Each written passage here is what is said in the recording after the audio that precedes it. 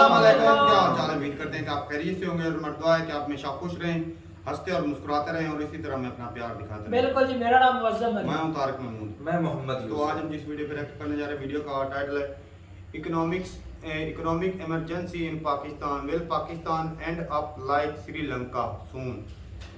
तो पाकिस्तान की हालत श्रीलंका जैसी, जहाँ पर बैंकक्रप्ट हो चुका है, दिवालिया हो चुका है श्रीलंका का, तो पाकिस्तान के हालात भी वही हैं।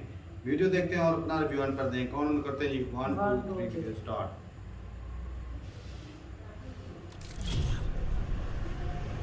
नमस्कार, वेलकम यू वर्ल्ड अफेयर। जो प्रशांत धवन। नाउ रिसेंटली आपने सुना होगा कि पाकिस्तान में इकोनॉमिक इमरजेंसी प्लान लागू हो चुका है। इसको लिटरली लोग कह रहे हैं कि ये इकोनॉमिक इमरजेंसी ही लग गई है पाकिस्तान में। यहाँ पर आप देख पाओगे, इस पे आपको आर्टिकल दिखेगा, पाकिस्तान ने इंपोर्ट बैन कर दिया है of non essential luxury items under emergency economic plan.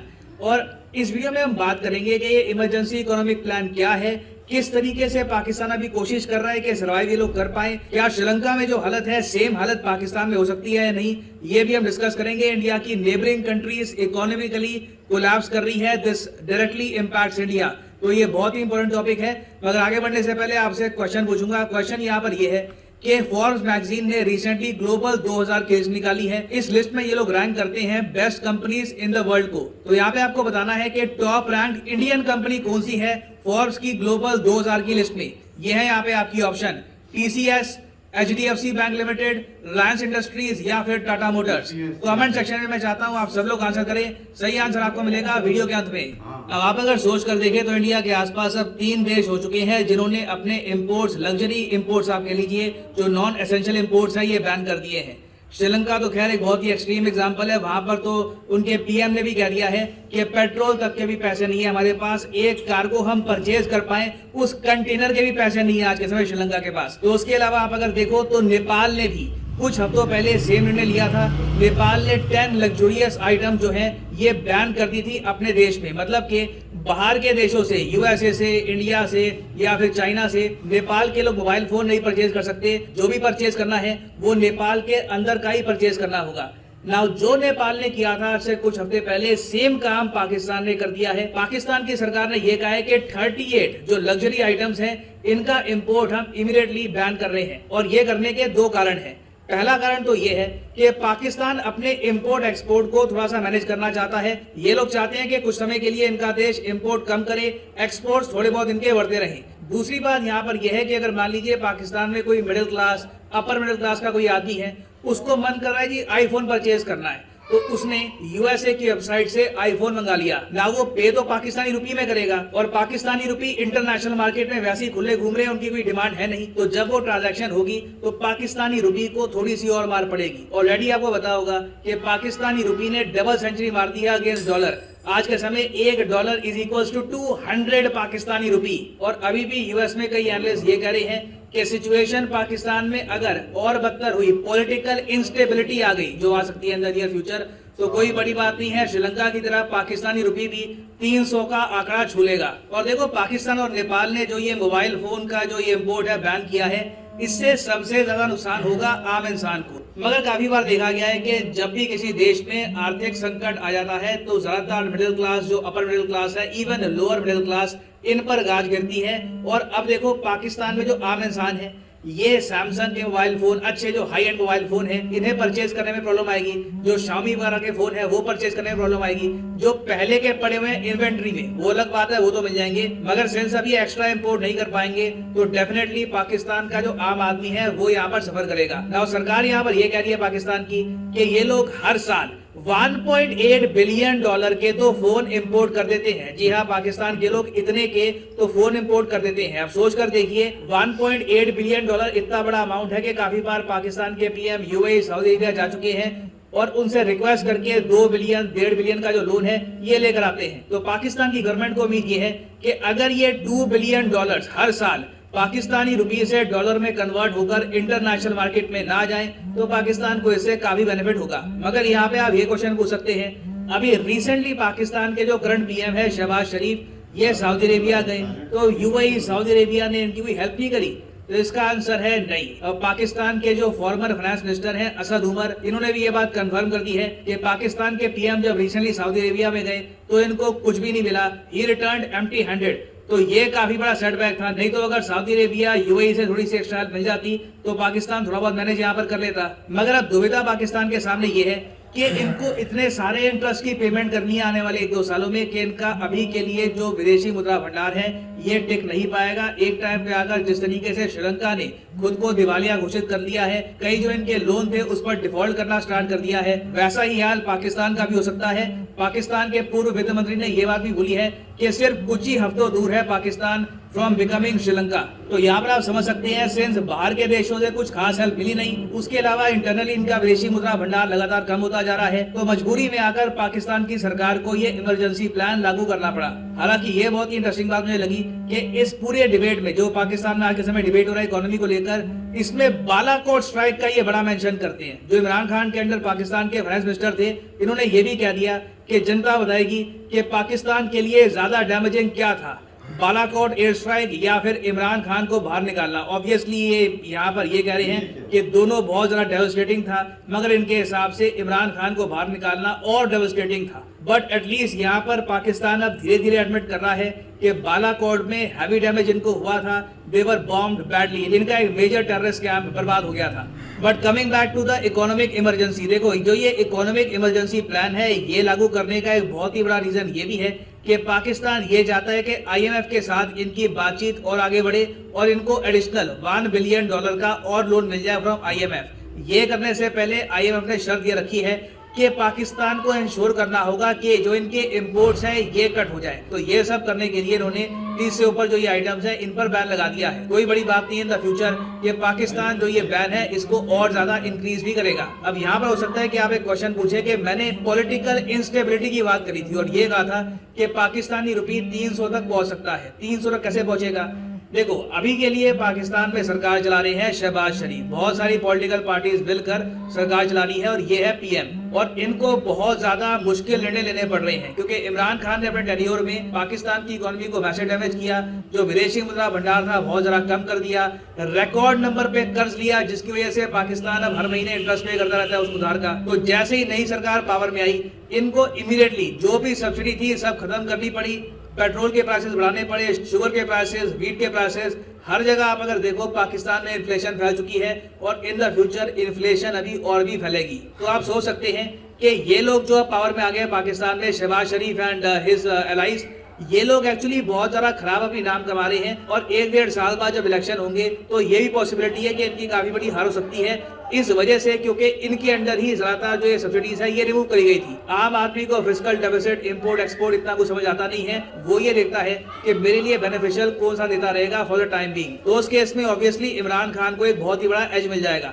तो एक पॉसिबिलिटी अभी पाकिस्तान में ये है कि करंट गवर्नमेंट हाथ खड़े कर दे और ये कहे कि देखो अभी बहुत ही मुश्किल निर्णय लेने पड़ेंगे, इकोनॉमी बिल्कुल खराब कर दिया इमरान खान ने और हम लोग ये निर्णय सिर्फ 1 साल की सरकार में नहीं लेंगे, हम लोग अभी रिजाइन कर रहे हैं, सरकार छोड़ रहे हैं, फिर से इलेक्शन करवा लो, अगर हम चुन के आते हैं तब हम इकोनॉमी को फिक्स करेंगे, नहीं तो अभी के लिए इट इज टू रिस्की। और जैसे ही ये होगा आप देखोगे पाकिस्तानी रुपये सीधा 200 से 300 तक पहुंच जाएगा, क्योंकि पॉलिटिकल अनसर्टेनिटी इन्वेस्टर्स को, ग्लोबल मार्केट को बिल्कुल भी पसंद नहीं आती।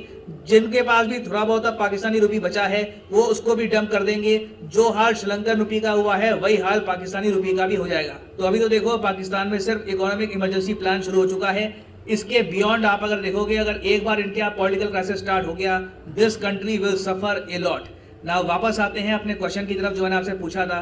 क्वेश्चन ये था कि फोर्ब्स ग्लोबल 2000 की लिस्ट में हाईएस्ट रैंकिंग इंडियन कंपनी कौन सी है? तो सही उत्तर इसका हो गया ऑप्शन सी, रिलायंस इंडस्ट्रीज। यहाँ पर आप देख पाओगे ये लिस्ट है, इनके हिसाब से सबसे बेहतरीन कंपनी है दुनिया की बर्कशायर हैथवे, ये वॉरेन बफे की कंपनी है।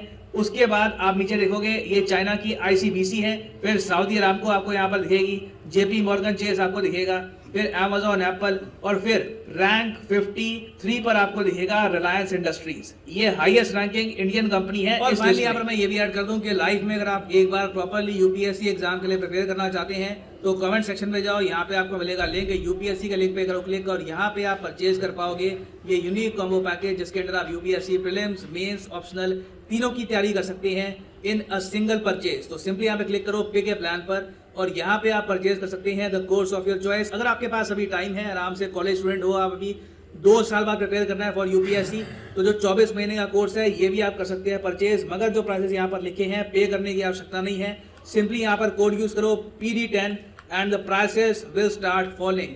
सो use the code PD10 and save money. So इसी नोट के साथ ये है वीडियो का। Thank you for listening and as always God bless you all.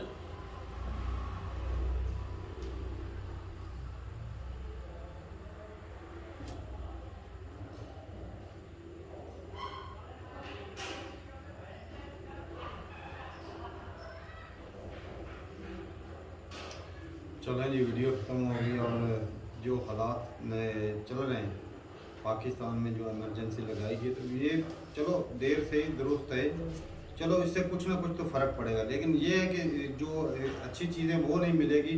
लेकिन ये है कि कंट्री डूब जाने से भी अच्छा है कि 4 दिन बंदा ना वो सब्र कर ले।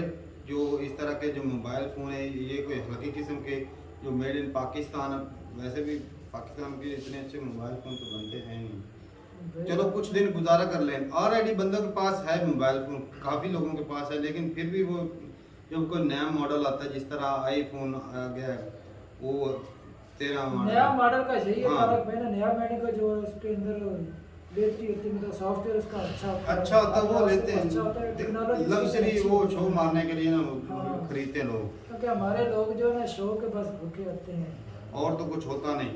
और बाकी भाई ये जो पावर के लिए जो पहले इमरान खान ने चलो कर्जा ले रहा था, निज़ाम चल रहा था, जब उसको पता लगा कि मेरी कुर्सी नहीं जाने लगी, कुर्सी नहीं रह गई, जाने लगी है, उसने क्या किया जी, लोगों को सब्सिडी देना शुरू कर दी, पेट्रोल के ऊपर और इस तरह की चीज़ों के ऊपर ना सब्सिडी देना शुरू कर दी। और चीज़ें की कीमत हालांकि जो है इंटरनेशनल सस्ती। मार्केट में ना ज्यादा थे पेट्रोल हालांकि महंगा महंगा था, पेट्रोल डीजल महंगा था।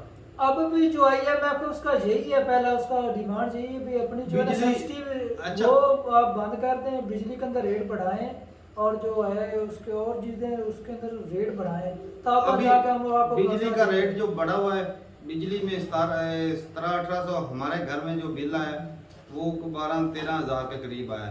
तो उसका जो सब्सिडी जी कितनी है जी, 1800-1700 रुपए सब्सिडी दी है।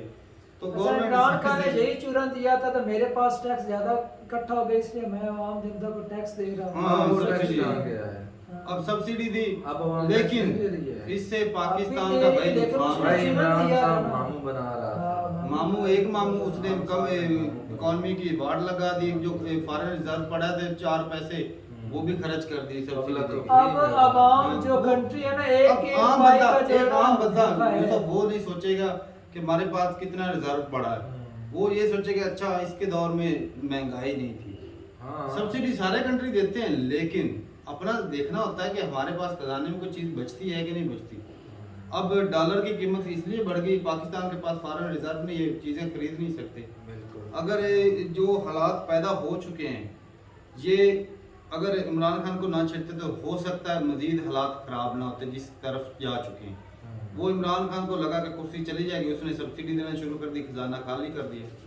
अब ये कर्जा और लेंगे, वो किस्तें देने के लिए पैसे उसके नहीं जो थे। काले चिट्ठे सारे थे ना, वो ब्लेम साहबा सभी जो मौजूदा हुकूमत है उस पर आ गया। पहले वो इल्जाम लगाता रहा, इन लोगों को 3-4 बड़ी साल जल्दी थी ना हुकूमत में। इल्जाम लगाता रहा, नवाज ये शरीफ जो खा सारा गया, खेल लूट गया, सरदारी ये ने कर खेला दिया। उसके अंदर जो फंस गए वो नून लीग की फंसी, बाकी इसके अंदर इतना इमरान को तो और ज्यादा सपोर्ट ही मिले। अगर उसके 5 साल पूरे होने देते ना तो हो सकता था सारा ब्लेम उस पर लगता। अरे और ब्लेम आने भाई साहब वाले किसी ने सालों उसका- में वो नहीं आना उसका वाला किसी था। ने नाम नहीं लेना था हाँ। आने वाला था। वो पता है क्या मतलब, ये जो इनके ऊपर काले चिट्ठे, इनके ऊपर जो केस चले हुए थे, ये अपने खत्म करने के लिए, खत्म करने के असल लिए। में ये ये तो केस अपना- मिटाने के लिए ये पावर में है, और कोई इनको वजह नहीं थी। ये चारों पांचों बल्कि 14 पार्टियां जो मिली हैं, ये एक दूसरे के खिलाफ एक दूसरे को गालियां निकालने वाले अचानक से इकट्ठे कैसे हो गए भाई? इनके ऊपर केस चल रहे हैं। ऐसी बात है। अपने आप को बचाने के लिए ये कंट्री का बेड़ा गर्क कर रहे करप्शन हैं। इन लोगों ने कि उस करप्शन की वजह से कर रहे जज हैं। ये हमारे यहाँ ये कंट्री के अंदर भाई कंट्री का दिवालिया हो चुका है, हाँ, इससे क्या होगा?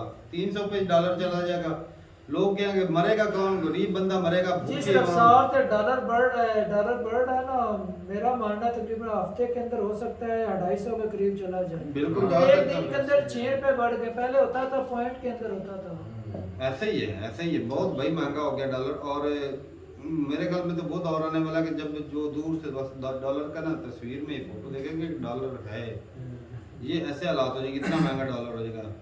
ये हमारा अच्छा जो तारक भाई, ये IMF का जो डिमांड है वो कहते हैं अगर आप 38 जो है लग्जरी चीज उसके ऊपर आप बैन कर दें तो मैं आपको 1 बिलियन का कर्जा हाँ लोन देगा। लोन दूंगा, तो उससे मुल्क कितनी देर तक चल सकेगा?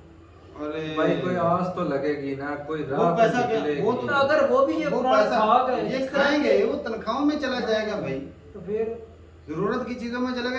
इन्वेस्ट मतलब कोई कारोबार पाकिस्तान तो के चलेगा ऊपर तो नहीं। कर्जा बढ़ेगा ना। ये सिर्फ लिबर्टी है, ये जो भी सियासतदान होता है पाकिस्तान के ऊपर लिबर्टी छोड़ के जाते हैं, ये हैं ही खुद पे धरती पे बोझ, पाकिस्तान पे बोझ, अपने माँ बाप पे पता नहीं ये भी बोझ नहीं है, जिन लोगों ने पैदा करके छोड़ दिया, इनको कहा कि पाकिस्तान का बेड़ा गर्क करो भाई इधर।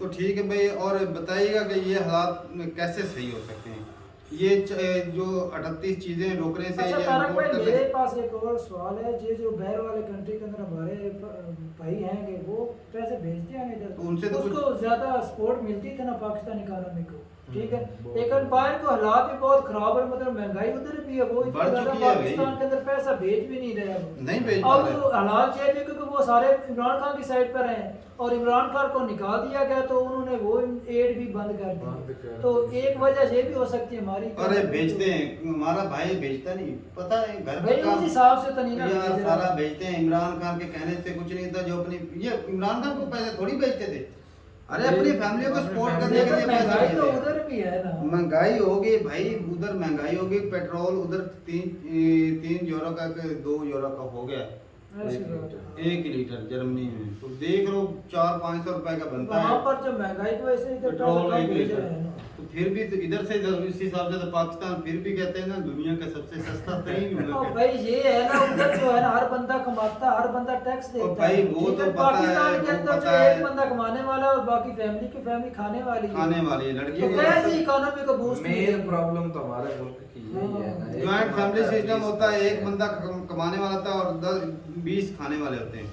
तो ठीक है भाई, अपनी राय जरूर बताइएगा कमेंट सेक्शन में कि ये 38 चीज़ें रोकने से क्या पाकिस्तान की जो इकानमी है इसको कोई फ़र्क पड़ेगा, डॉलर जो 200 के ऊपर रुक जाएगा या इससे भी आगे मजीद बढ़ेगा।